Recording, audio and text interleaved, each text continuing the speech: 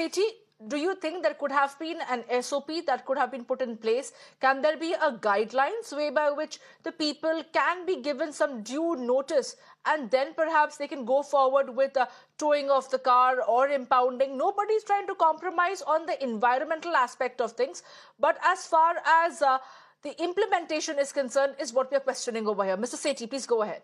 देखिए ये बहुत ही लोगों के लिए हरासमेंट की बात है। इसके ऊपर मैंने पहले भी बहुत समय बात करी है। जिस प्रकार से 15 साल बाद पहले गाड़ी को री रजिस्टर किया जाता था और आफ्टर 20 इयर्स जो है उसका फिटनेस सर्टिफिकेट दिया जाता था, लेकिन इंडियन मिनिस्ट्री ऑफ रोड्स जो और हाईवे है, उन्होंने ये कहा है कि उसके बाद कोई भी गाड़ी रजिस्टर नहीं होगी और सुप्रीम कोर्ट की भी यही रूलिंग है।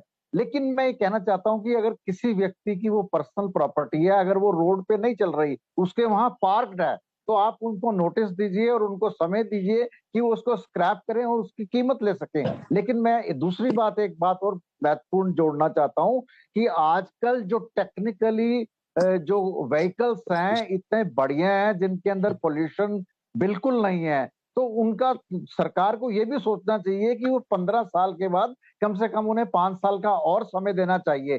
जिस प्रकार कमर्शियल व्हीकल्स यहाँ डीजल व्हीकल्स को 10 साल है और 15 साल है, इतनी महंगी गाड़ियां हैं, लोग मजबूर हो जाते हैं 10 साल 15 साल बाद। ज्यादातर लोग दिल्ली में इस प्रकार हैं जो कम गाड़ी चलाते हैं, जैसे फैमिली फंक्शन में जाना है या फैमिली के साथ जाना है, उनकी गाड़ी बहुत कम चली होती है, तो उसका जो व्हीकल का जो फिटनेस स्टेटस देखने के बाद उसको एक्सटेंशन का भी प्रोविजन होना चाहिए। सुप्रीम कोर्ट को भी इसके बारे में अगर अपील की जाए, इसके ऊपर सोचा जाए तो लोगों का भला होगा और उनके ऊपर एक और इस महंगाई के दौर में एक प्रेशर, एक भार नहीं पड़ेगा नई गाड़ी खरीदने का, क्योंकि आज की डेट में 8-10 लाख से कम कोई गाड़ी है नहीं।